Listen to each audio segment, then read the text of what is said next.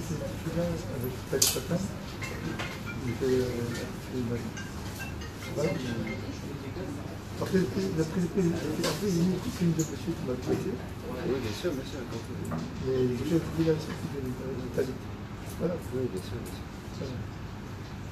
Courage.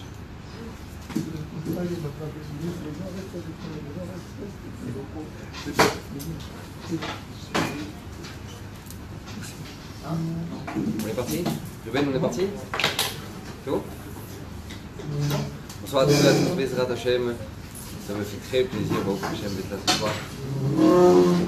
Alors, vous savez que il y a une grande règle, c'est que quand on veut partir en guerre contre notre ennemi, nous sommes obligés de le connaître. Un minimum. Un minimum.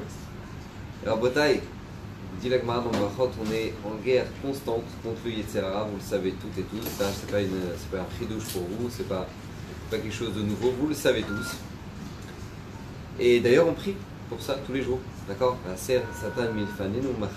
demande à Kadosh Baruch Hu, s'il te plaît, Hachem, enlève-nous le Satan qui est devant nous et le Satan qui est derrière nous. Pourquoi?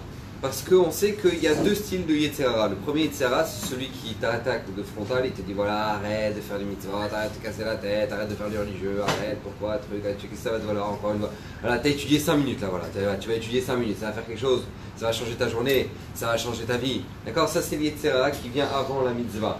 Il veut te refroidir, arrête, tu vas faire du recette, t'inquiète pas, il y en a d'autres qui vont le faire à ta place, c'est vraiment t'as besoin.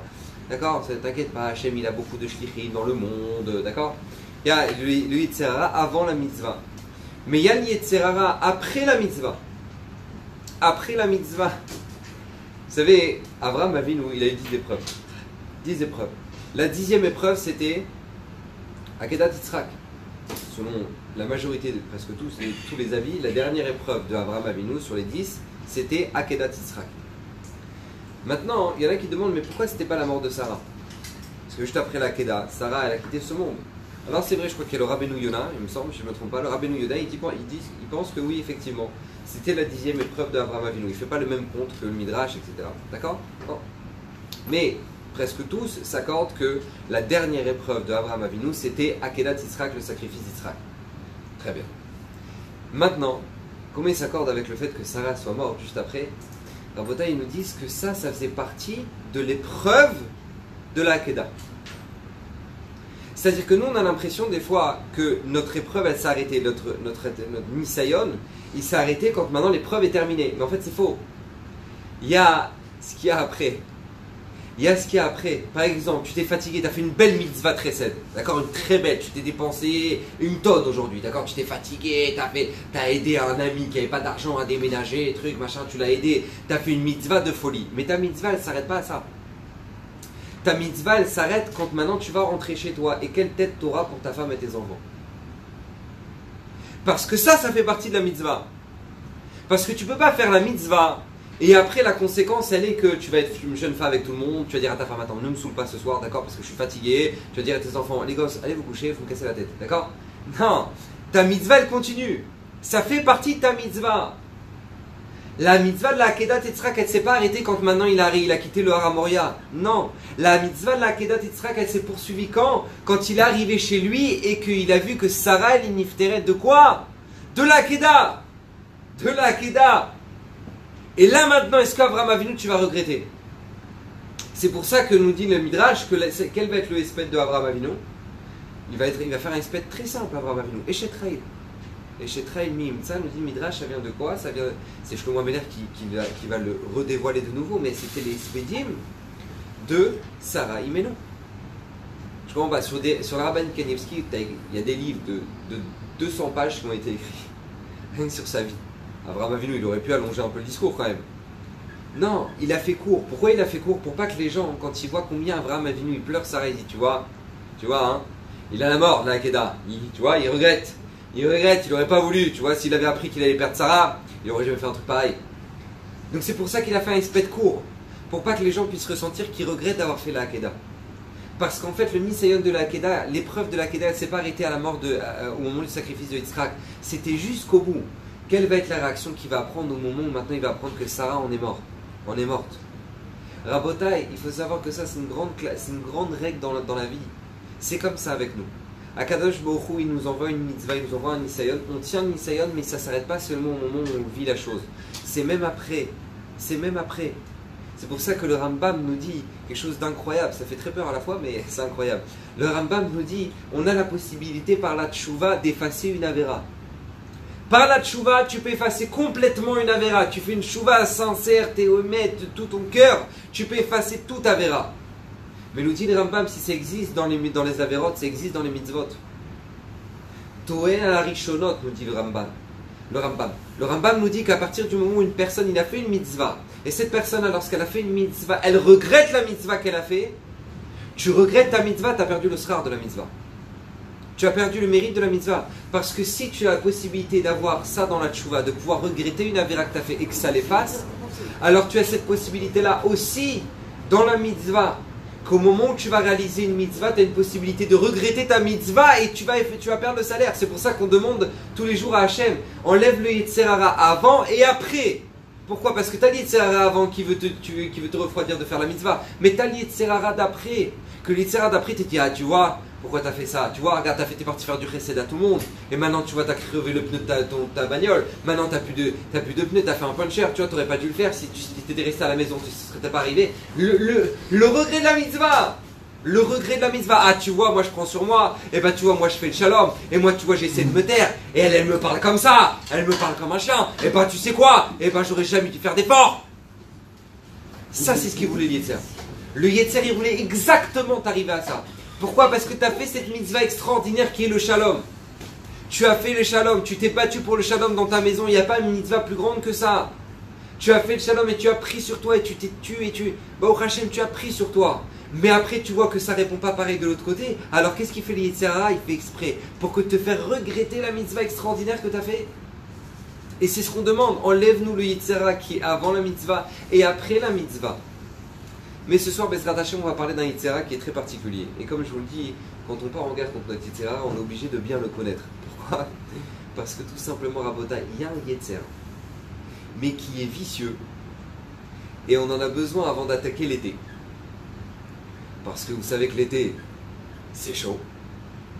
Et donc, on a besoin de connaître notre ennemi. Parce qu'on ne peut pas, comme ça, aller genre sur le bord de la plage et dire Bezrat Hashem. Tu vas te faire déchirer, Baba.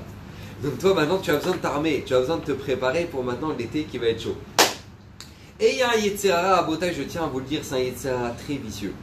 C'est un Yetzer Hara, j'ai la tristesse de l'annoncer, mais tout le monde tombe dans le panneau. Tout le monde tombe dans le panneau et on doit en être conscient. Le Rav Israël Salanter disait sur le passouk Tzedek Tirdof, d'accord, la droiture poursuit là. Il disait le Rav Israël Salanter, il disait mais pourquoi maintenant c'est marqué 2 fois Tzedek? Justice, tu poursuivras. Tzedek, une fois, tu as compris. Tzedek Tirdof. Non, pourquoi Tzedek? Il dit le Rav Israël Salanter parce qu'en fait, tu peux faire des mitzvot dans ta vie. Et tu vas poursuivre le fait de vouloir faire des mitzvot. Mais la question c'est, est-ce que le moyen de les faire, lui aussi, il est juste?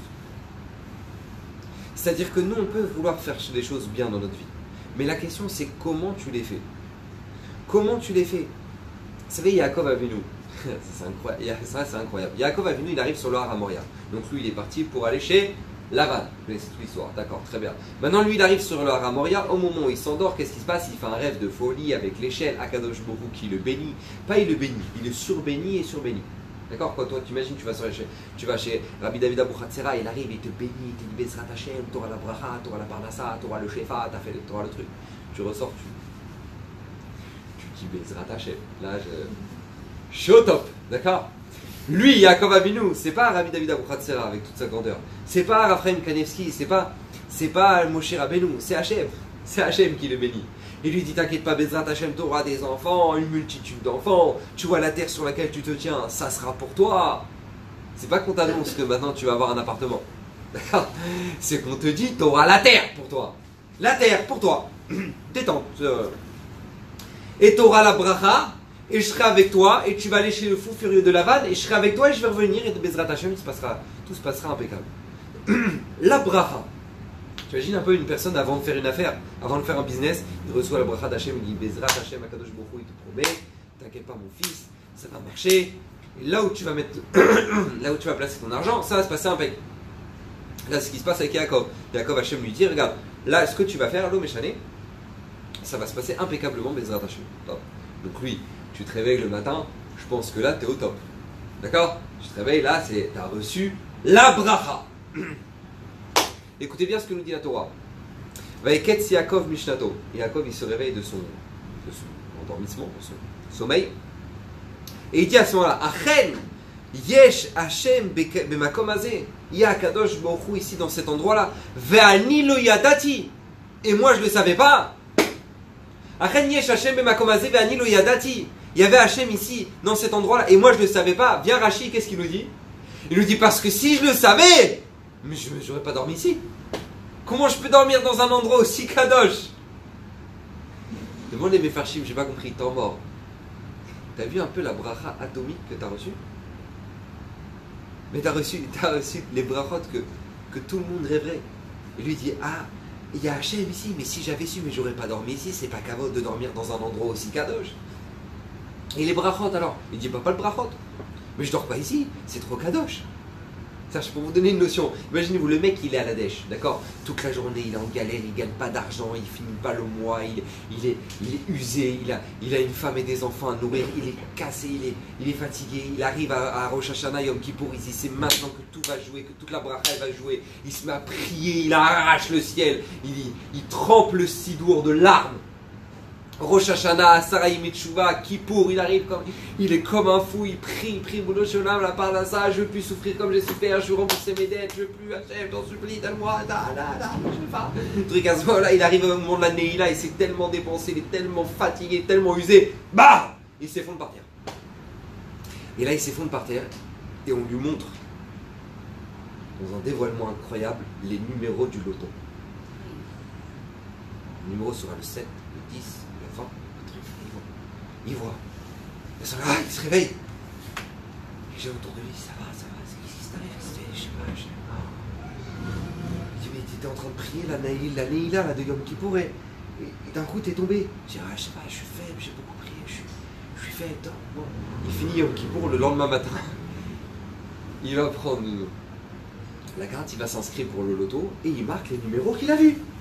Le 7, le 10, le 1, il marque les numéros et il gagne. Il gagne.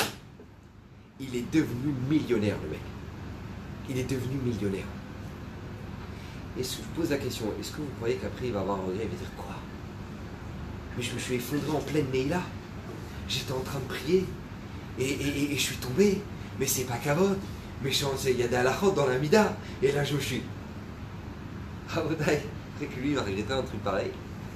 Il s'est effondré, il a eu les numéros du loto. Yaakov Avinu, il reçoit toutes les brachot et il dit Arrête, Yesh Hashem, le makom hazeh.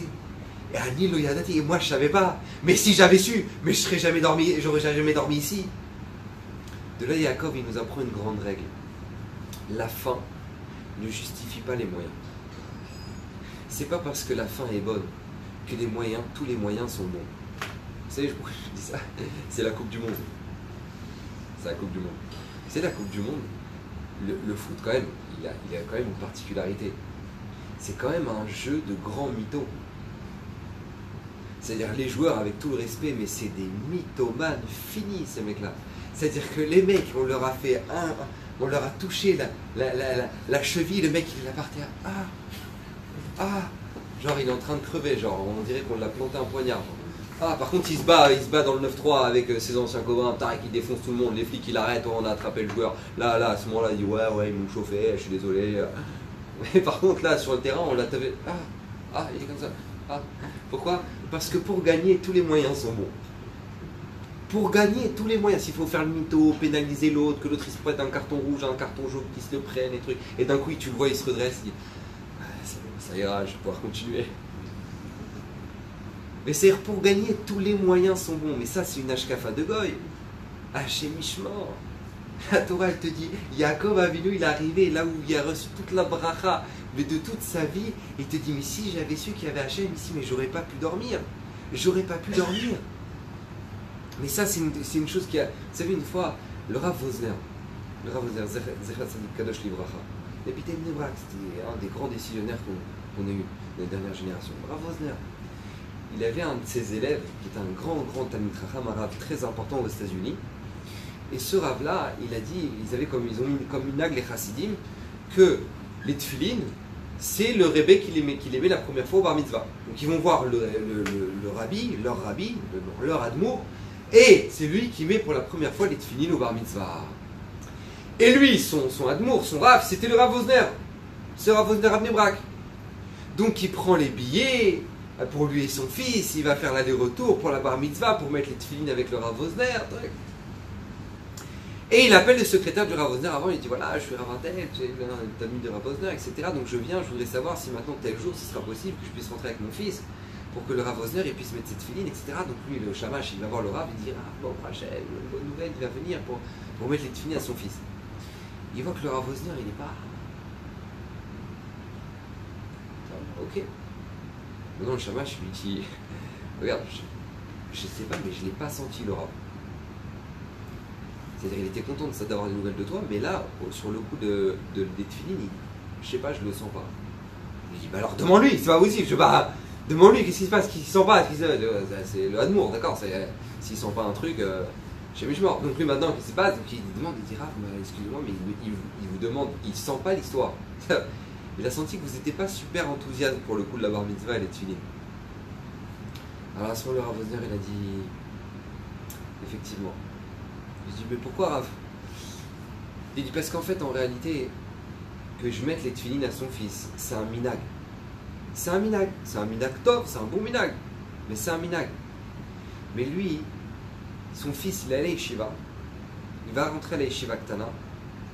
Et il va le rentrer à l'aéroport de New York, avec toute la poubelle de photos qu'il y a là-bas.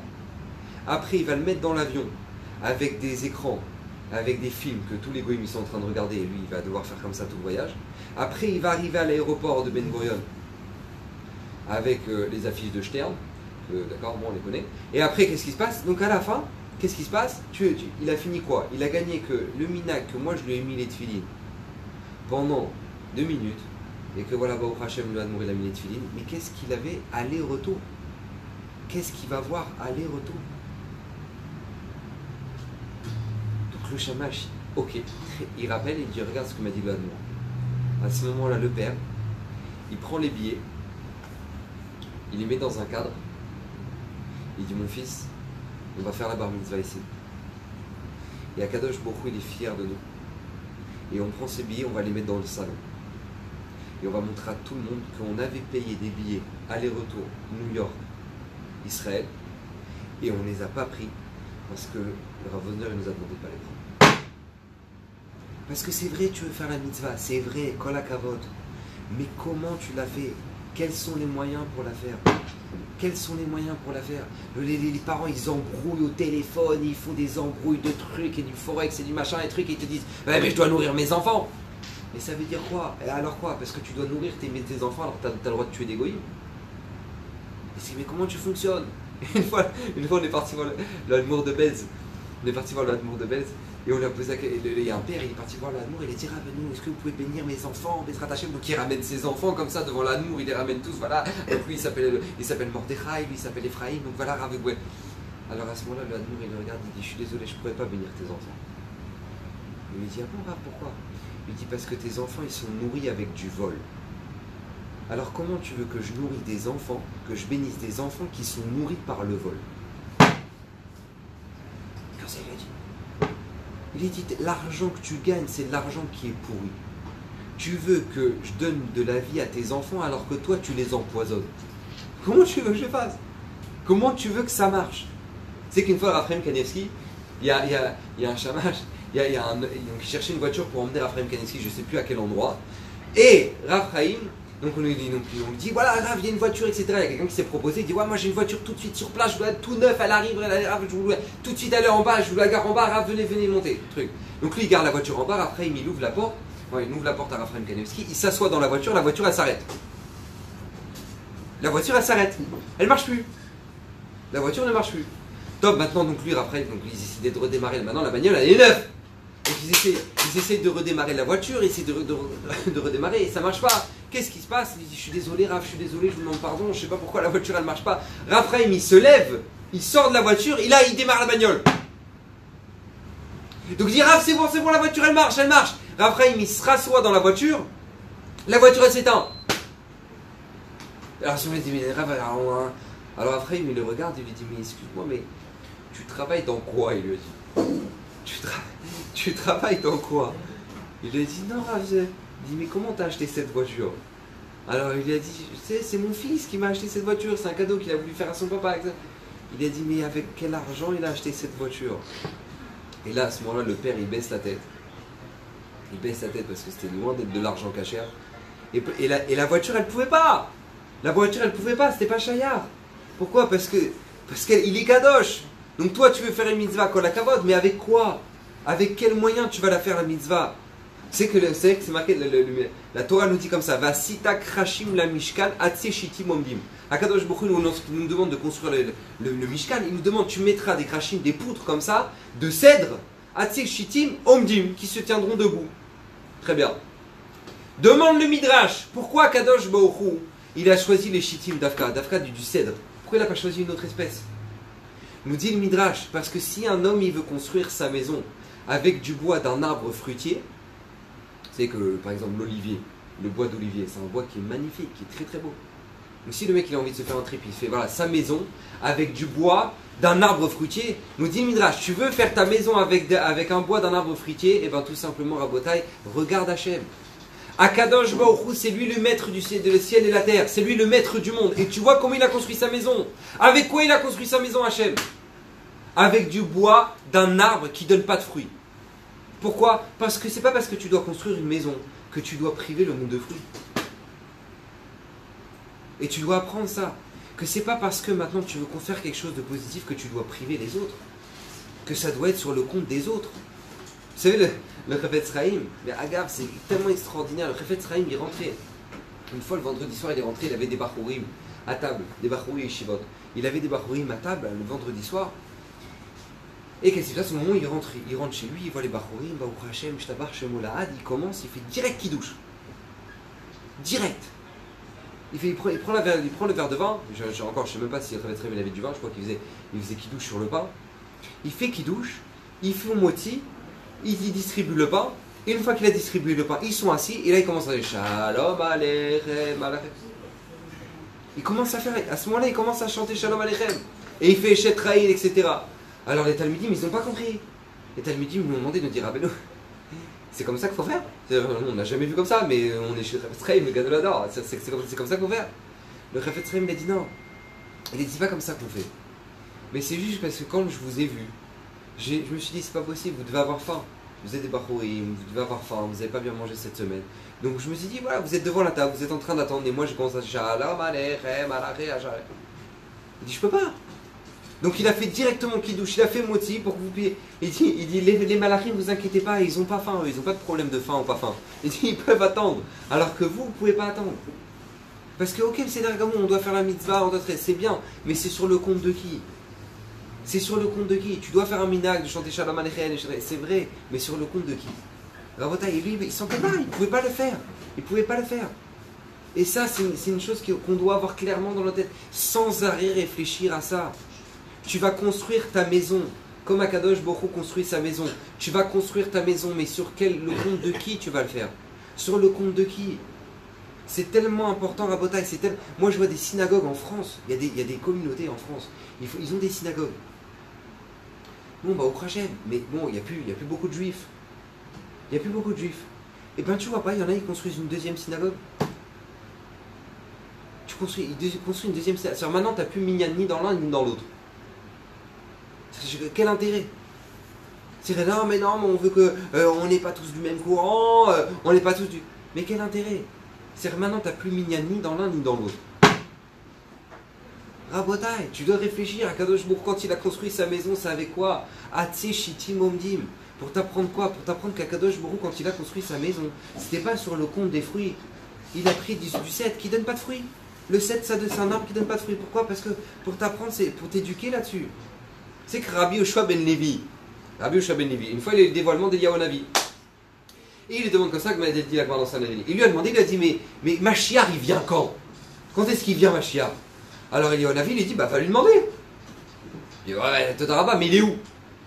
Il dit, bah, alors, je vais te donner son adresse. Il habite aux portes de la ville, etc. Tu verras là-bas tous les mendiants, tous les gens qui sont pauvres, qui vont faire le bain là-bas dans la rivière là-bas. Tu verras, parmi tous les mendiants, il sera là-bas. Il me dit, ok, mais je veux dire, c'est toi le Mashiach. Moi, je vais le reconnaître. Il a dit, tu vas le reconnaître de manière très simple. Le Melech HaMashiach. Tu verras que quand maintenant il est plein de plaies, plein de blessures, etc. Pourquoi? Parce qu'il est en train de prendre sur lui la souffrance du Ham Israël. Et bien tu verras que quand lui va se laver dans la rivière, tu verras que contrairement à tous les autres qui enlèvent leurs pansements, qui enlèvent tous leurs bandages et qui vont se laver dans la rivière d'un seul coup, lui tu verras, il va d'abord enlever le bandage du bras et il va nettoyer le bras. Ensuite, il va remettre le bandage. Ensuite, il va enlever le bandage de la main gauche et il va nettoyer sa main gauche. Et ensuite, et il va faire comme ça avec tous les membres. Tu verras. Il va pas se tremper d'un seul coup. Après, il va ressortir, il va mettre son bandage. Non, tu verras. C'est très particulier. Tu vas le reconnaître comme ça. Je dis bah d'accord, ok, très bien, ok, après. D'accord, je le reconnais comme ça. Il y va. Rabbi Yoshua ben Levi là-bas et il voit le Melech HaMashiach. Il voit le Melech HaMashiach. Il dit tu viens quand? Tu viens quand? On t'attend. Il dit je viens aujourd'hui. Et qu'est-ce qui se passe? Rabbi Yoshua ben Levi, il dit ah d'accord, tu viens aujourd'hui, super, top, cool. Donc lui il était comme un fou, etc. Et après il n'est pas venu. D'ailleurs, c'est parce que sinon il serait déjà là. D'accord. Donc il n'est pas venu. Et à ce moment-là, Rabbi Yoshua ben Levi, il a compris qu'en fait quand il a dit je viens aujourd'hui, c'est je viens aujourd'hui si vous êtes prêts. Je viens aujourd'hui si vous êtes prêts. Bon, très bien. Mais la Gemara, elle te pose la question, les Mefarshim me posent la question, mais pourquoi le Melech HaMashiach, il enlève son bandage? Comme ça, il enlève son bandage, il fait d'abord un bras, et après il fait un deuxième bras, et après, pourquoi il fait pas comme tout le monde? Il va se tremper d'un seul coup, et après il fait le bandage. Pourquoi? Et la Gemara, elle répond quelque chose d'incroyable.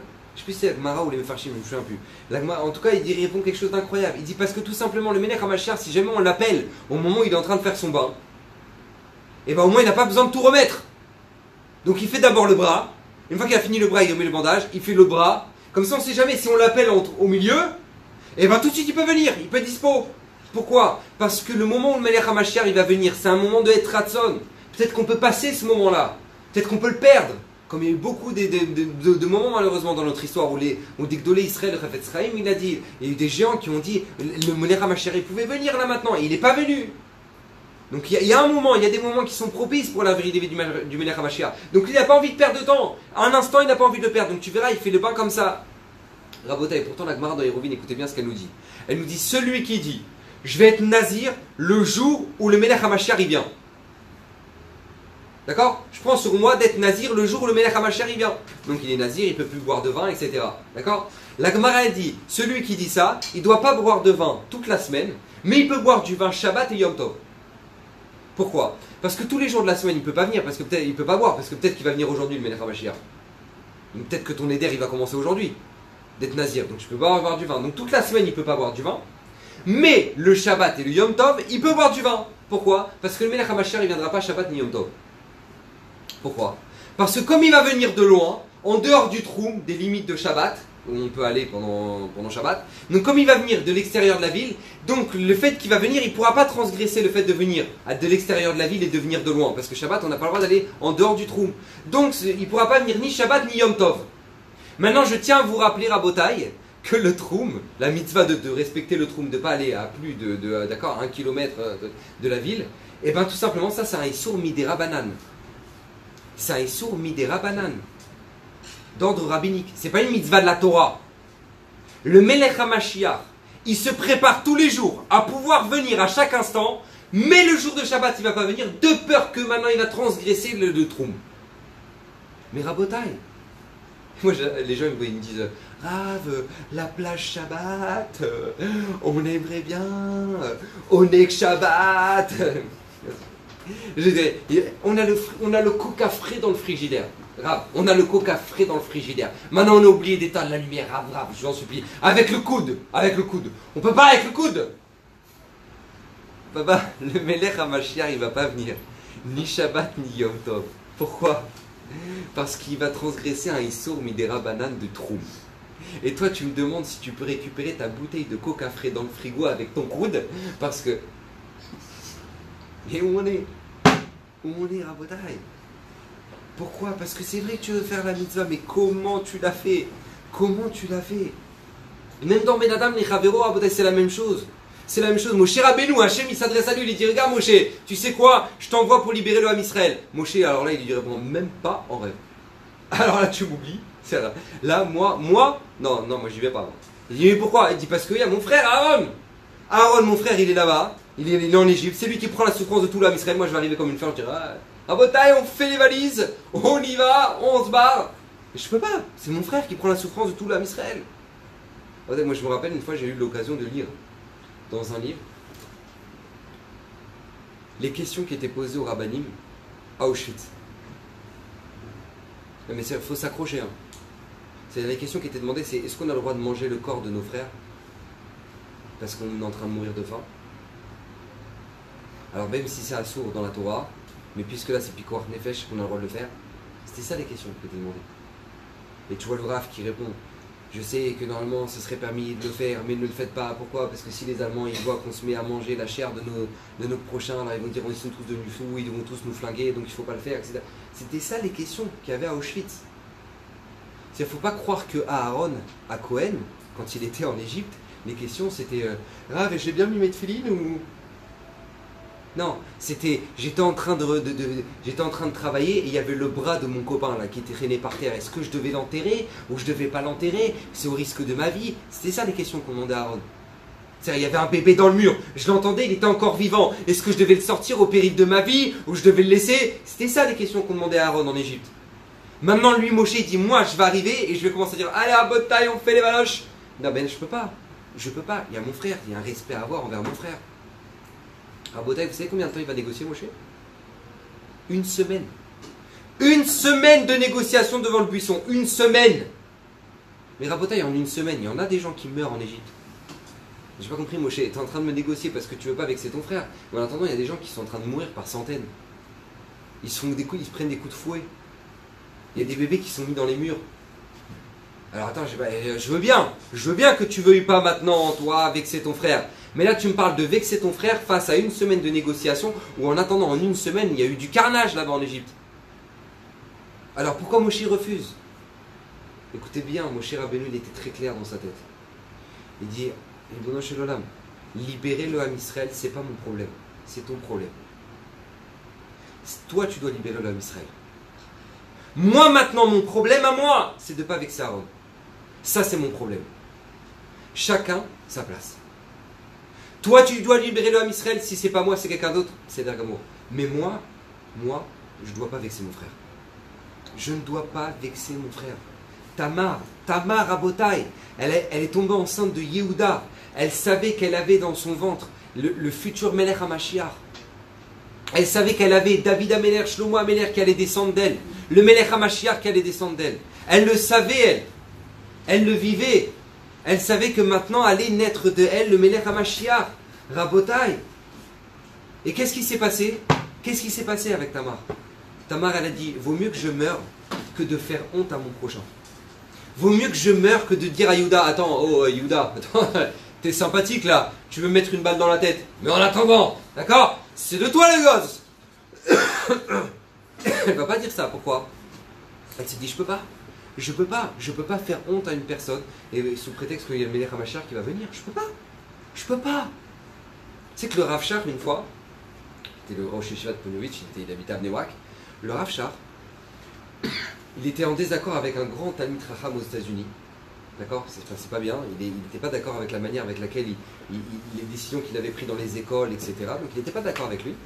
Et il voulait lui dire. Il a entendu que ce Talmid Chacham, il est venu en Israël, il est venu à Yerushalayim. Donc le Rav Shach, il a dit, je vais voyager, je vais prendre la voiture. On va m'emmener jusqu'à là-bas à Yerushalayim, et je vais discuter avec lui. Je vais lui expliquer pourquoi je suis en désaccord, qu'on trouve un accord, etc. Parce que je ne suis pas trop d'accord avec les décisions qu'il a prises dans les écoles, au niveau des écoles religieuses. Bon, très bien. Donc le Shamash, il emmène le Rav Shach de Bnei Brak jusqu'à Yerushalayim. Il arrive chez le fameux Rav. Le Rav Shach, il rentre. Waouh, le gars là-bas. Il est touché que le Rav Shach vienne le voir. Il assoit, etc. Il parle avec lui. Le Rav Shach, il parle avec lui. Il lui dit comment ça va, comment vous allez, comment... Il dit comment ça se passe aux États-Unis. Ben ça se passe comme ça. Ah, Baruch Hashem, Baruch Hashem, Baruch Hashem, Baruch Hashem. Ah, Baruch Hashem, Baruch Hashem. Ah, super. Et nous, Baruch Hashem, ça va, Baruch Hashem, très bien. Et ben, Bracha Vatzlacha. Et le Rav Shach, il sort. Il retourne à Bnei Brak. Et là, le Shamash, il dit temps mort. J'ai pas compris. On n'est pas venu pour lui lui remettre les idées en place. Le Rav, il ne voulait pas venir pour discuter avec lui justement sur son désaccord. On est venu justement pour ça. Là, vous avez fait que rencontre sympathique, Baruch Hashem, et toi ça va, Baruch Hashem, et hop, vous êtes reparti. Pourquoi on repart, Rav? Vous n'avez pas discuté du sujet. À ce moment-là, le Rav Shach, il dit oui, je sais. Il dit mais pourquoi, Rav? Il dit parce que j'ai vu qu'il y avait sa femme dans la maison. J'ai vu qu'il y avait sa femme dans la maison. Et sa femme, elle a vu le Rav Shach arriver dans la maison. Elle dit waouh, le Gadol Hador, il vient voir mon mari. Il dit maintenant, si elle se rend compte qu'en fait je suis venu pour lui dire que je ne suis pas d'accord avec ce qu'il fait, mais quelle image elle va avoir? Quelle image elle va avoir de son mari? Donc le Rav Shach, il a dit je préfère ne pas en discuter, plutôt que. Mais c'est toute l'éducation des enfants aux États-Unis là-bas qui. Il dit c'est pas mon problème. Moi, je ne dois pas lui faire honte devant sa femme. C'est tout. C'est ce qu'Hachem il attend de moi. Le reste, Akadosh Baruch Hu, il gère. Mais quelle clarté dans la tête! Quelle clarté dans la tête! Tire-toi, il manque une salade à table. Il manque une salade! Elle est où la salade? Il n'y a pas le chocolat? J'ai pas compris. Elle est où? Et toi, ta femme, elle là, on t'a des fatigues et elle est trucs. Elle dit ah, je suis désolé, les trucs. Mais c'est pas Shabbat ça! S'il n'y a pas ça, il n'y a pas Shabbat! Rabotai, mais du minimum. Dis à Kadosh Baruch Hu, Ribono Shel Olam, j'aime cette salade. Et bien cette salade, je ne l'ai pas parce que ma femme elle est fatiguée. Ribono Shel Olam, la salade de Shabbat, ma salade de Shabbat cette semaine, ce sera le repos de ma femme. Et bien je peux t'assurer que si tu sors une phrase pareille de ta bouche, tu as la shrina dans ta maison. Tu as la shrina dans ta maison. Pourquoi? Parce qu'il y a une manière de faire les choses. Il y a une manière de faire les choses. Rav Yaakov Galinsky raconte qu'il connaissait quelqu'un à Bnei Brak qui c'était un nain. C'était un nain. Maintenant, le Shulchan Arour, il dit que quand on voit des gens, par exemple, il dit un nain, on fait une bracha. Une bracha, Baruch Ata Hashem, que nous mettons là, Meshane Abriot. D'accord? Il y a une bracha à réciter pour les créatures qui sont particulières et qu'Akadosh Baruch Hu, on glorifie le nom d'Hachem, qu'Akadosh Baruch Hu, il a créé toutes sortes de personnes. Maintenant, il y avait un nain, qui connaît ce qui était à Bnei Brak, et il y a quelqu'un de Yerushalayim qui arrive, et il le voit, il veut faire la bracha. Mais maintenant, pour faire la bracha, c'est marqué dans le Shulchan Arour que quand on fait une bracha, en général, on attrape la chose dans la main droite. Et lui, ce lourd atomique, il prend le nain par la bras, et il dit Baruch Ata Hashem Elokeinu melech al meshane. Rav Yaakov Galinsky, il dit tu te rends compte jusqu'où un homme il peut aller? C'est-à-dire que lui, il a acheté son Gehinnom avec une bracha. C'est-à-dire qu'il a acheté son Gehinnom avec une bracha. Mais comment t'as pas le minimum? Mais comment t'as pas ça? Tu as pas ça? Tu sais, le Rav Israël Salanter, il disait une phrase d'une violence, mais elle est tellement magnifique cette phrase.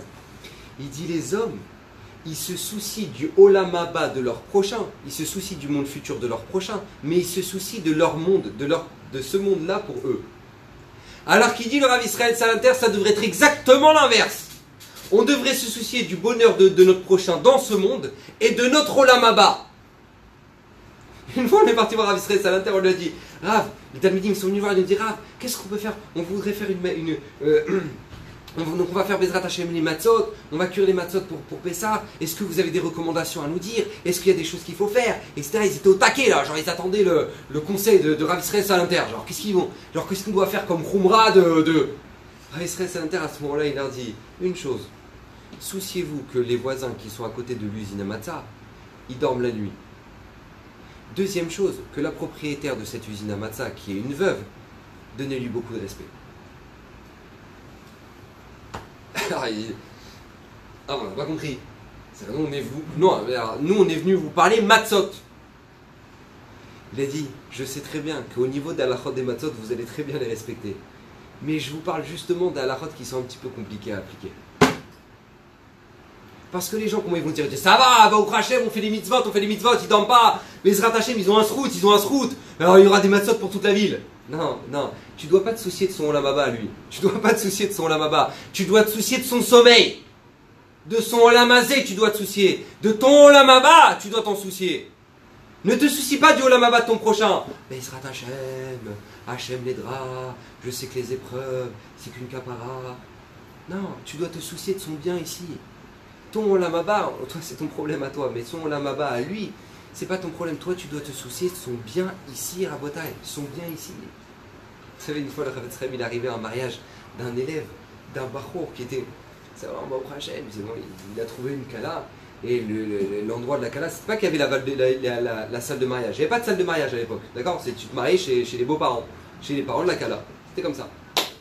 Donc le Chafetz Chaim, il arrive dans la maison, Baruch Hashem, ils font le mariage, etc., extraordinaire, et il voit le Chafetz Chaim partir dans la cuisine, avant le repas. Avant le repas, il voit le Chafetz Chaim qui part dans la cuisine. Donc tout le monde se dit, bon, le Chafetz Chaim, il est parti regarder la cache-route. Ouais, si c'est cachère, c'est pas cachère, bon, avant de manger, quoi, il est parti dans la cuisine. Top, il sort, il prend le Keli, écoutez bien cette histoire, il prend le Keli de Netilat Yadayim, il le remplit au tiers. Et à ce moment-là, il fait Netilat Yadayim sur le bout des doigts. Sur la main et sur l'autre main. Et il va s'asseoir. Et il fait moti. Et à ce moment-là, on lui dit, ah, vous vous souvenez, la Gemara dans Shabbat, genre une grosse leçon au Chafetz Chaim, genre, vous vous souvenez, la Gemara dans Shabbat, que Rava il dit que, je me souviens plus si c'est Rava, en tout cas bref, en tout cas Rava il dit que, Baruch Hashem, moi, comme je fais Netilat Yadayim de toutes mes mains, Baruch Hashem, une ségoula pour la parnassa, et je fais Netilat Yadayim de toutes mes mains, Baruch Hashem comme il faut, alors Hashem me donnera la bracha de toutes ses mains. Et ça dit la Gemara. Alors Chafetz Chaim, il comprend le message subliminal, genre, vous avez fait mes Netilat Yadayim seulement sur le bout des doigts, ah. Alors le Chafetz Chaim, il regarde et il dit, vous croyez que quand je suis parti dans la cuisine tout à l'heure, c'est pourquoi? Vous pensez que c'est pour la cache-route? Alors le Chafetz Chaim, il dit, non, c'est pas pour la cache-route. Parce que je sais que je suis chez des gens qui mangent kasher. Je suis parti dans la cuisine pour savoir qui c'est qui remplit le tonneau avec l'eau pour faire Netilat Yadayim. Et quand je suis rentré dans la cuisine, j'ai vu que c'était une femme qui est veuve avec sa fille qui l'aide. Donc quand j'ai compris que c'était une femme veuve avec sa fille qui l'aide, qui remplit le seau, enfin le tonneau de Netilat Yadayim, alors à ce moment-là j'ai compris que je ne vais pas faire ma richesse sur le travail d'une veuve et de sa fille. Donc j'ai préféré faire Netilat Yadayim juste sur le bout des doigts. Quand Rav Yaakov Galinsky a raconté cette histoire une fois devant Rav Ovadia Yosef, Rav Ovadia Yosef, il a dit dans sa Géonout, il a dit, mais le Chafetz Chaim, il avait une Gemara sur quoi s'appuyer. Laquelle? Vous savez que c'est marqué qu'Abraham Avinu, par le mérite qu'il a reçu 3 anges chez lui, 3 anges, et qu'est-ce qui s'est passé? Il leur a donné à manger. Alors du coup, l'âme Israël, ils vont recevoir la manne. Il leur a donné, il les a mis à l'ombre. Donc du coup, on va mériter les nuées de gloire, la Naïkavod. Et il leur a donné à boire. Donc comme il leur a donné à boire, on va mériter le puits de Myriam. Très bien. Rabotai, la Gemara a dit là-bas, mais puisque maintenant, Avraham Avinu, il a dit, Yukarna me'at ma'im, prenez de l'eau. C'est pas Avraham Avinu qui a ramené l'eau. Qui c'est qui a ramené l'eau? Il nous dit Rashi, comme c'est Ishmaël. Il a demandé à Ishmaël de ramener l'eau. Donc comme tu as demandé à un chaliar, à un envoyé de ramener de l'eau à ses anges, alors pareil, l'eau elle viendra par un envoyé qui sera Moshe Rabbeinu, Parashat HaShavua. Parashat HaShavua, vous connaissez l'histoire, Mémériva, il n'y a plus d'eau dans le désert, et qu'est-ce qui se passe à ce moment-là? On demande à Moshe Rabbeinu, Hachem demande à Moshe Rabbeinu de ramener l'eau. Demande Rav Ovadia Yosef, mais c'est incroyable, et la Gemara elle le dit là-bas, elle dit, vous vous rendez compte un peu de ça? C'est-à-dire du fait que Abraham Avinu, il est demandé par un envoyé, il ne l'est pas fait lui-même, alors du coup ça va passer par un envoyé dans le désert qui va être Moshe Rabbeinu. Et Rabotai, quelle catastrophe, Parashat HaShavua, quelle catastrophe. Moshe Rabbeinu, il va frapper le rocher au lieu de lui parler, et comme il va frapper le rocher au lieu de lui parler, donc il va avoir Mémériva, donc Moshe Rabbeinu il va pas rentrer en Eretz Israël, donc nous dit Zohar il va pas être le Melech HaMashiach, donc il va pas construire le Beth Amikdash Adéad. Rabotai, toute cette catastrophe à cause de quoi? Parce qu'Abraham Avinu il a servi de l'eau par un envoyé. Demande Rav Ovadia Yosef. La question de la Gemara devrait être encore plus forte que ça. Pourquoi maintenant la Gemara ne dit pas que le Ham Israël ils auraient dû recevoir dans le désert un petit peu d'eau? Parce que qu'est-ce qu'il a dit Abraham Avinu à Ishmael? Yukarna me'at ma'im. Prends un peu d'eau. Donc comme il a dit prends un peu d'eau, normalement on aurait dû recevoir dans le désert juste un peu d'eau. Or le Midrash ne nous raconte pas ça. Le puits de Myriam dans le désert, il faisait un fleuve autour du Machané du Ham Israël, du camp du Ham Israël, et il faisait de la pirogue dessus. Nous dit le Midrash, il faisait de la barque dessus. Ils avaient la plage, Baruch Hashem les gosses là-bas dans le désert. Pourquoi ils avaient la rivière qui sortait de quoi? Du puits de Myriam. Il demande Rav Ovadia, mais normalement ils auraient dû recevoir un petit peu d'eau s'il a servi à Abraham Avinu qu'un petit peu d'eau. Il dit Rav Ovadia, de là on apprend que quoi? Que tout simplement, lorsque Abraham Avinu a demandé à Ishmaël, va chercher un peu d'eau, c'est normal qu'il lui demande de chercher un peu d'eau. Parce qu'il ne peut pas se permettre de faire des belles mitzvot sur le compte de quelqu'un d'autre. Donc Hachem, il ne va pas lui faire payer ça. Donc Hachem, il va nous donner Baruch Hachem beaucoup de shefa. Mais parce qu'il sait très bien, Hachem, il ne va pas demander à Abraham Avinu ou à Ishmael, ramène-moi plein d'eau. Il ne peut pas faire ses mitzvot, la beauté de ses mitzvot sur le compte de quelqu'un d'autre. Donc ça, on ne va pas lui reprocher à Abraham Avinu. Ça, on ne va pas lui reprocher. Mais Rabotai, c'est tellement important. C'est tellement important. Des choses sur des détails qui sont tellement simples. Tu fais Netilat Yadayim. Tu veux faire Netilat Yadayim bien, Bekavana. Moi, je vois des gens, ils font Netilat bien, Bekavana et tout. Ils font Barour, Ata, Hachem. Et toute l'eau, elle tombe par terre. C'est-à-dire maintenant, toi, ta femme, elle s'est tapée à faire toute la serpillière. Que toi, maintenant, si on te la donne dans la main, tu dis allô, oh, pas la serpillière, moi, il ne faut pas pousser, d'accord? C'est-à-dire que toi, on t'a jamais vu avec la serpillière, mais au moment où tu fais Netilat Yadayim, Barou, Ata, et l'eau elle tombe par terre. L'eau elle tombe par terre. Mais comment tu fais des mitzvot? Il faut faire attention de ce Yetzerara là. Ce Yetzerara là qui est très violent. Une fois le Rav Yehuda Segal, quand il était Bachour à Manchester, à l'échelle de Manchester, tous les soirs, il allait chercher, vous savez, pour faire Netilat Yadayim le matin, on met le Kéli à côté du lit. D'accord, pour faire Netilat Yadayim, tout de suite quand on sort du lit, quand on s'est réveillé, on fait Netilat Yadayim. Le Rav Yehuda Segal, il mettait son pot de Netilat Yadayim à l'entrée de la chambre, dehors, dans le couloir. Alors une fois, son compagnon de chambre, il lui a demandé, il lui a posé la question, il a dit mais je comprends pas, pourquoi? C'est-à-dire, ou tu fais tout de suite au bord du lit, ou à ce moment-là, si tu te lèves, va au robinet. C'est-à-dire, si tu penses comme les avis qui pensent que tu peux te lever et que maintenant tu peux aller jusqu'au robinet et faire Netilat Yadayim jusque là-bas et c'est pas un problème dans la maison parce que c'est comme Arba Amot. Alors fais-le, va jusqu'au robinet. Mais si tu penses comme ceux qui te disent non, tout de suite, tu dois faire Netilat Yadayim en sortant de ton lit, alors fais-le tout de suite. Non, tu fais Netilat Yadayim, tu prends un pot, etc. Mais tu le mets où? À l'entrée de la chambre. Alors Rav Yehuda Segal, il a donné une réponse tellement extraordinaire. Il a dit oui, c'est normal.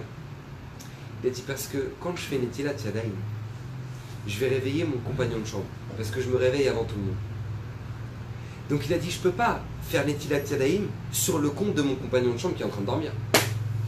Donc moi, je fais ma part. Je fais ma part de quoi? J'aurais voulu, moi, je montre que je veux faire Netilat Yadayim à côté de mon lit. Donc je le mets à la porte. Au moins là-bas, ça ne te dérange pas. Rabotai, quel moussard c'est? Mais quel savoir-vivre c'est? C'est ce qu'on attend de nous. Et c'est pour ça qu'il faut être extrêmement vigilant à ce Yetzerara. Pourquoi? Parce que ça va être l'été. Ça va être l'été, ça va être les mariages. Il faut qu'on aille réjouir le Khatan et la Kala. Mais dans quelles conditions? Mais dans quelles conditions? Une fois, vous savez, il y a un baro, il est parti voir Rabbeinu Lopian. Et quand il est parti le voir, il lui a dit Rav, je voudrais juste vous demander, Rav, parce que c'était le Rosh Hashanah, il a dit voilà, je voudrais juste partir pour un mariage, etc. Voilà, juste pour ce soir, je reviens. Il dit vous inquiétez pas, je suis Miratenaïm, je garde mes yeux, aucun problème, vous inquiétez pas pour ça, Rav. À ce moment-là, Rabbeinu Lopian, il entend ça, il se met à trembler. Il lui dit comment tu peux me dire que c'est si évident pour toi alors que moi j'ai 80 ans et que j'ai déjà un œil qui voit presque plus et je vois les Yetzera, ils continuent à m'attaquer avec ça. Et toi c'est genre détente, pas de problème, j'y vais.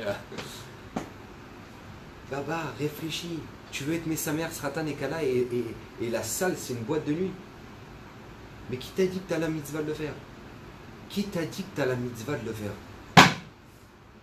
Non mais Rav. Mais tout le but du shiur, c'est de nous faire comprendre ce principe-là. C'est qu'il y a un Yetzerara spécialiste dans ça. Il y a le Yetzerara d'avant la faute, il y a le Yetzerara d'après la faute, et il y a le Yetzerara de comment tu vas la faire. Parce que tu vas faire une mitzvah, mais sur le compte de quoi? Sur le compte de quoi? De l'otatourou achare levafrem vachare enechem, que c'est un issour Torah de regarder une femme. Pas de problème, l'otatourou, mais là on en a fait 15 000. Et les cousines, et les trucs, et après qu'est-ce qui se passe? Tu dis ouais non je suis là pour être Messamer Khatan et Kala. Tu l'as vu le Khatan? Non pas encore, mais on verra. Rabotai, on doit réfléchir à ça. On doit réfléchir à ça. On doit être vigilant. Vous savez, je vais vous dire une très belle histoire. Le Rav Israël Zilberstein, qui est Talmid Chacham Atzum, d'accord, un des Gdolei Israël qui habite à Bnei Brak. une fois, il y en a un qui est venu prier, il y a un Chayal qui est venu prier à la Beit HaKnesset de Rav Yitzhak Zilberstein, à plein Bnei Brak, d'accord, plein Bnei Brak, cœur de Bnei Brak, tout, d'accord, on est au plein cœur de la Meule, d'accord, donc chez Rav Yitzhak Zilberstein. Et le Chayal, il arrive avec ses madim, avec ses habits de soldat. Rav Yitzhak Zilberstein, il dit au Shamash, écoutez bien, on est Shabbat, hein. Déjà à Ashdod, je ne sais pas si vous avez déjà vu un Chayal Shabbat en madim, qui vient à la synagogue, je ne crois pas que ça existe. Bon, en tout cas, lui, il vient Shabbat en madim, avec ses habits de soldat, à la Beit HaKnesset de Rav Yitzhak Zilberstein. Et Rav Yitzhak Zilberstein, il vient voir le Shamash, il l'appelle, et il lui dit, lui, tu le fais monter à la Torah. Bon, tu ne bronches pas, d'accord, Rav Yitzhak Zilberstein t'a dit, tu le fais monter à la Torah. Et donc là, tout le monde, étonné, voit le soldat qui monte, en habit de soldat, et qui monte à la Torah. Et à la fin de la tefila, Rav Yitzhak Zilberstein, il a dit, je vais vous raconter et je vais vous dire le mérite de ce bachour. Ce bachour-là, il est en train de faire tchouva. Il est en train de se renforcer. Mais il est à l'armée. Et là-bas, il a un problème. Pourquoi? Parce que quand il a le Shabbat Roufcha, il a le Shabbat de sortie, eh ben, il rentre chez sa mère. Et sa mère, elle n'est pas du tout religieuse, du tout. Elle habite Givat Shmuel, c'est-à-dire face à Bnei Brak, de l'autre côté de l'autoroute. Elle habite Givat Shmuel. Et lui, maintenant, le problème, c'est que lui, il rend ses madim à sa mère. Vous savez que les mamans, elles nettoient tous les habits de ses enfants, etc. pour le Shabbat, etc. Et après, Motzei Shabbat, il repart le dimanche, et il a déjà son madim tout propre, etc. qui sont bons à la maison. Au moins, il est au moins ça, ce soldat. Et il dit, mais moi j'ai un problème, c'est que quand maintenant moi je rentre chez moi, le jeudi soir, et ben maintenant ma mère elle me dit, je vais tout nettoyer, mais elle me nettoie Shabbat. Elle dit, mais moi je peux pas demander à ma mère de nettoyer mes habits Shabbat. Et je lui dis, mais maman, on nettoie pas Shabbat. Elle veut rien entendre. Elle dit, tu me laisses tranquille, hein, ce truc dans les jeux, tu les gardes pour toi. Moi, y a pas. Et donc du coup, je dis, je peux pas. Je peux pas avoir ma mère qui, elle, va nettoyer mes habits Shabbat. Donc je mets mes habits de soldat Shabbat, pour pas qu'elle les nettoie. Rav Yitzhak Zilberstein, il a dit, c'est pour ça que je voulais que tout le monde le voit monter à la Torah. Parce que lui, il est avec ses habits de Chayal. Et ça paraît pas des habits de Shabbat, mais c'est les plus beaux habits de Shabbat qu'il y a tout dans l'assemblée. Il y a dans l'assemblée ici. Pourquoi? Parce que par ce mérite-là, par le mérite de ce bachour-là, sa maman, elle n'est pas Mechalelet Shabbat. On doit penser à ça. C'est vrai que tu veux faire la mitzvah, tu veux garder Shabbat, tu veux mettre tes habits de Shabbat, tu veux mettre des beaux costards et que tu vas arriver, et trucs et machin. Mais qu'est-ce qui va se passer avec tes habits? Et lui, ce bachour, il a eu la grandeur d'esprit de penser à ça. Il dit, je veux pas que ma mère elle soit Mechalelet Shabbat, et ben c'est pas grave, mes habits de Shabbat, ce sera ça. Rav Yitzhak Zilberstein, il a dit, ça c'est les plus beaux habits de Shabbat. Ça c'est les plus beaux habits de Shabbat. Rabotai, on doit être conscient de ça. Il y a un Yetzera avant, il y a un Yetzera après, il y a un Yetzera de comment tu vas le faire. Que Bezrat Hashem, on puisse être vigilant.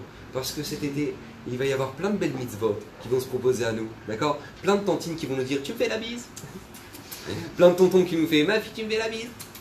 Et que je te prends dans les bras et trucs et machin, et on refait la bise, on fait les trucs et les machins, et après on va ensemble à la plage. Tu vas pas nous casser quand même la mitzvah d'être ensemble à la plage? Tu vas pas nous casser ça quand même? On peut pas? On est obligé. Attends, vraiment? La religion, je sens que ça sépare. Baba, c'est pas une mitzvah quand c'est fait comme ça. C'est pas une mitzvah quand c'est fait comme ça. Réfléchis bien à ce que tu perds face à ce que tu gagnes. Et réfléchis si l'Yetzera, il n'est pas en train de t'endormir la tête. Parce que bien souvent, quand on a envie de s'avancer, on a envie de se renforcer dans les mitzvot, le Yetzera, il ne te propose plus des avérotes. Il te propose une mitzvah, taref. Donc soyons intelligents. Que Kadosh Baruch Hu vous bénisse, vous donne la bracha, le shefa. Faites des bonnes choses, ça m'a fait très plaisir. À la semaine prochaine.